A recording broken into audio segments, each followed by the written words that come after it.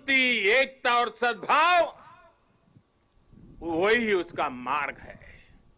आतंकवाद, हिंसा से कभी भी किसी का कल्याण नहीं हो सकता। भारत तो पिछले कई दशकों से आतंकवाद का भुक्तभोगी रहा है, पीड़ित रहा है। भारत ने अपने हजारों वीर जवानों को खोया है, अपने हजारों निर्दोष नागरिकों को खोया है, अनेक माताओं के लाल खोए हैं, अनेक बहनों के भाई खोए हैं। आतंक की पीड़ा को भारत भली भांति जानता है। भारत ने आतंकवाद को हमेशा अपनी एकता से, अपनी दृढ़ इच्छा शक्ति से जवाब दिया है। आज पूरे विश्व को भी एकजुट होकर हर उस ताकत को हराना है जो आतंक के साथ है, जो आतंकवाद को बढ़ावा दे रही है।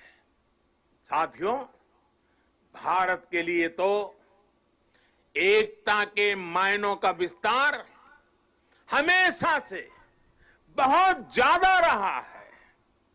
हम तो वो लोग हैं जिनको प्रेरणा मिली है, सर्वे भवन्तु सुखिनः।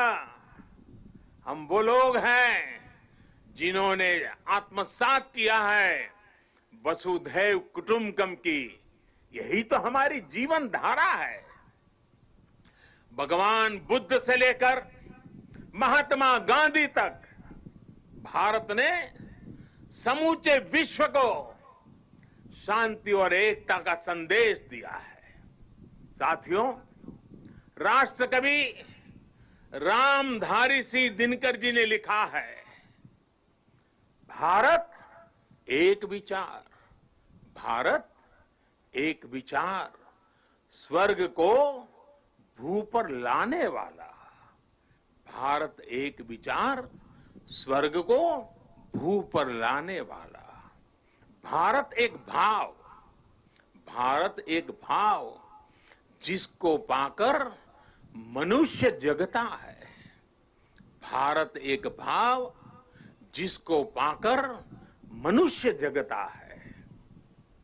हमारी ये राष्ट्र हमारे विचारों से, हमारी भावनाओं से, हमारी चेतनाओं से, हमारे प्रयासों से हम सबसे मिलकर ही बनता है। और इसकी बहुत बड़ी ताकत भारत की विविधता है। इतनी बोलियां, इतनी भाषाएं, अलग अलग तरह के परिधान, खान पान, रीति रिवाज, मान्यताएं, ये किसी और देश में मिलना मुश्किल है। हमारे वेद वाक्यों में भी कहा गया है, जन्म बिभ्रति बहुधा विवाचसम, नाना धर्माणम पृथ्वी यथोकसम, सहस्त्रम धारा द्रविणस्य में, दुहा ध्रुवेव धनुरन प्रस्फुरंती। अर्थात हमारी ये मातृभूमि अलग अलग भाषाओं को बोलने वाले, अलग अलग आचार विचार व्यवहार वाले लोगों को एक घर के समान धारण करती है। इसलिए हमारी ये विविधता ही हमारा अस्तित्व है। इस विविधता में एकता को जीवंत रखना ही राष्ट्र के प्रति हमारा कर्तव्य है।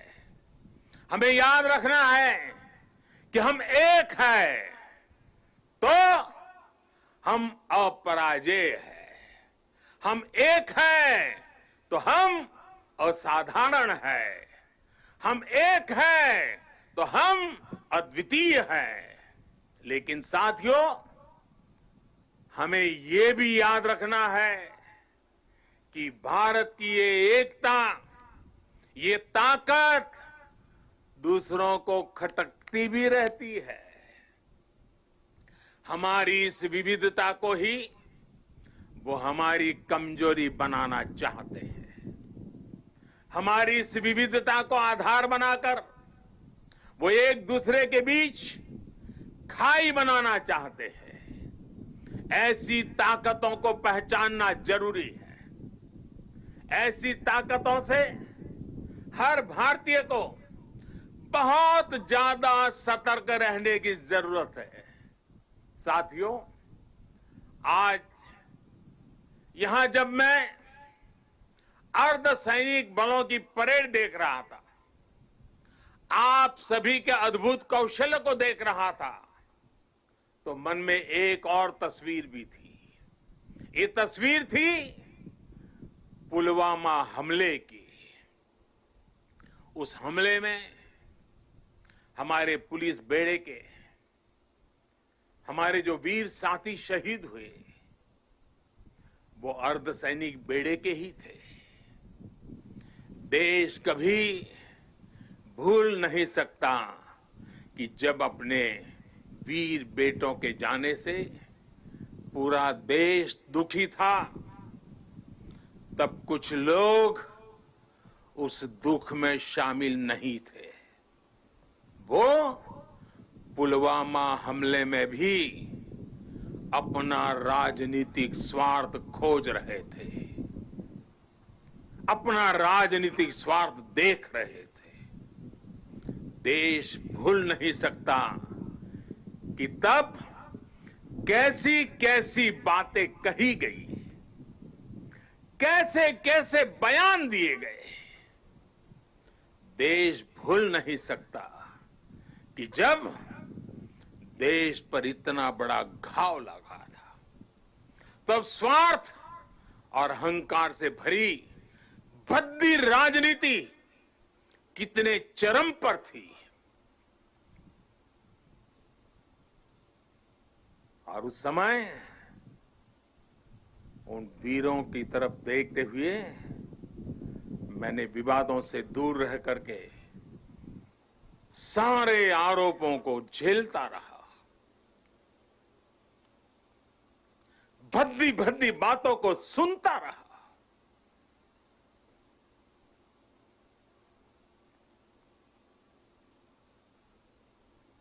मेरे दिल पर वीर शहीदों का गहरा घाव था, लेकिन पिछले दिनों पड़ोसी देश से जो खबरें आई है, जिस प्रकार वहां की संसद में सत्य स्वीकारा गया है, उसने इन लोगों के असली चेहरों को देश के सामने ला दिया है। अपने निहित स्वार्थ के लिए, राजनीतिक स्वार्थ के लिए ये लोग किस हद तक जा सकते हैं। पुलवामा हमले के बाद की गई राजनीति इसका बहुत बड़ा उदाहरण है। मैं ऐसे राजनीतिक दलों से, ऐसे लोगों से आग्रह करूंगा, और आज के समय में जरा विशेष आग्रह करूंगा, और सरदार साहब के प्रति अगर आपकी श्रद्धा है तो इस महापुरुष की इस विराट प्रतिमा के सामने से आपको आग्रह करूंगा कि देश हित में, देश की सुरक्षा के हित में, हमारे सुरक्षा बलों के मनोबल के लिए कृपा करके ऐसी राजनीति न करें, ऐसी चीजों से बचें। अपने स्वार्थ के लिए जाने अनजाने आप देश विरोधी ताकतों की उनके हाथों में खेलकर, उनका मोहरा बनकर न आप देश का हित कर पाएंगे और न ही अपने दल का। साथियों, हमें ये हमेशा याद रखना है कि हम सभी के लिए अगर सर्वोच्च कोई बात है तो वो है सर्वोच्च हित, देश हित, सर्वोच्च हित, देश हित। जब हम सबका हित सोचेंगे तभी हमारी भी प्रगति होगी, तभी हमारी भी उन्नति होगी। भाइयों और बहनों, आज अवसर है कि इस विराट भव्य व्यक्तित्व के चरणों में हम उसी भारत के निर्माण का संकल्प दोहराएं जिसका सपना सरदार वल्लभ भाई पटेल ने देखा था। एक ऐसा भारत जो सशक्त होगा, समृद्ध होगा और आत्मनिर्भर होगा।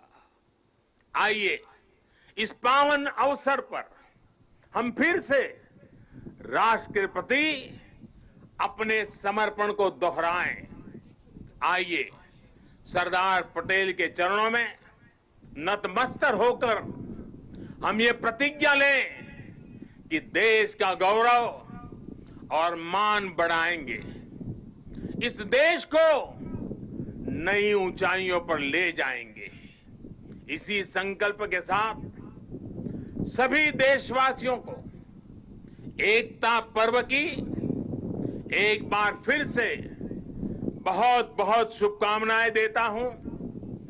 आदरपूर्वक सरदार साहब को नमन करते हुए, श्रद्धापूर्वक सरदार साहब को श्रद्धांजलि देते हुए मैं देशवासियों को वाल्मीकि जयंती की शुभकामनाएं, सरदार साहब की जयंती की शुभकामनाओं के साथ मेरी वाणी को विराम देता हूं। बहुत बहुत धन्यवाद।